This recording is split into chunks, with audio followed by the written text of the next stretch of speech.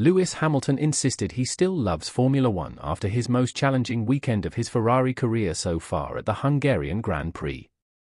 On Saturday, Hamilton had said he was just useless after the 7-time champion qualified 12th on the grid, while his teammate Charles Leclerc took Ferrari's first Grand Prix pole position of the season.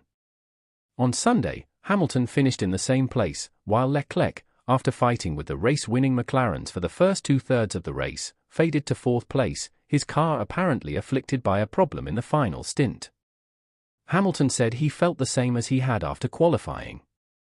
He said, "There's a lot going on in the background that is not great, so." But added, "I'm sure there are positives to take from the weekend and I'm sure there's learnings." As is often the case when Hamilton struggles, not only does his mood plumb the depths, but the F1 rumor mill spins into overdrive. Was Hamilton over the hill, some wondered after qualifying? Would he even quit Ferrari at the end of the year, or perhaps even before the end of the season? That one, at least, Hamilton rejected, saying he would be back in the car at the Dutch Grand Prix at the end of August after F1 summer break. "I'm looking forward to coming back," he said. "Hopefully, I'll be back, yeah." Anyone who knows Hamilton, and his determination, and refusal to give up, knows the answers to the other questions about his future, too. Leclerc's performance, in the wake of some upgrades on the Ferrari car, at least gives him some room for optimism. "Definitely some improvements that have been made on the upgrades," Hamilton said. "Naturally, it's a shame we're not as competitive as the guys at the front, but you've seen Charles has had a really strong run of the last 2 races.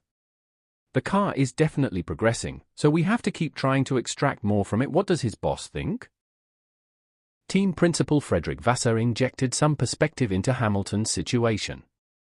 "For sure, when you are 7 times world champion, your teammate is in pole position and you are out in Q2, it's a tough situation," Vasseur said. On the race result, Vasseur pointed out that Ferrari had gambled on a one-stop strategy starting on the hard tire on a track where overtaking is notoriously difficult, and it didn't work.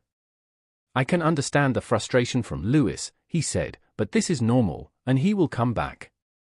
Vasseur, who was instrumental in persuading Hamilton to leave Mercedes to join Ferrari for this season, pointed out that the results in Hungary made his driver's weekend look worse than it was.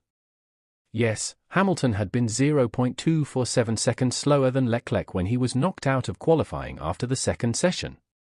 But Leclerc himself had found it hard to progress, and Hamilton had been just 0.155 seconds adrift of his teammate in the first session. The past 2 races have seen a stall in the positive momentum Hamilton had been building after a difficult start to his Ferrari career. Since Miami in early May, there has been little to choose between the 2 drivers in qualifying, and Hamilton out-qualified Leclerc in 3 of the 4 races before Belgium, a week before Hungary. 2 errors of different kinds in the qualifying sessions for the Sprint and Grand Prix at Spa made Hamilton look uncompetitive when he was anything but. Hamilton was a match for Leclerc on pace in Belgium, but an off followed by a spin caused by a combination of factors relating to a new braking material saw him out in the first session in sprint qualifying. And the same thing happened when he misjudged the exit of the 180 mph plus swerves at Eau Rouge and went slightly outside track limits in qualifying for the Grand Prix. Even with the problems in Belgium and Hungary, and the need to adapt to a new car of very different characteristics at the start of the season, Hamilton's average qualifying deficit to Leclerc is 0.146 seconds this year. That's not what Hamilton would expect of himself, but it should be viewed in the context that Ferrari, and many others in F1, regard Leclerc as the fastest driver over a single lap in the world. Hamilton's critics point to his struggles against George Russell in his final season at Mercedes last year. The 40-year-old has found the ground effect cars introduced into F1 in 2022 do not fit his late braking style as well as the previous generation of cars. And it does remain a mystery that he has not been able to adapt as well as would have been expected, or apparently as well as other drivers. But Vasseur rejected any idea that he might be worried about Hamilton's situation. "He's demanding," Vasseur said, "but I think it's also why he's 7 times world champion, that he's demanding with the team, with the car, with the engineers, with the mechanics, with myself also.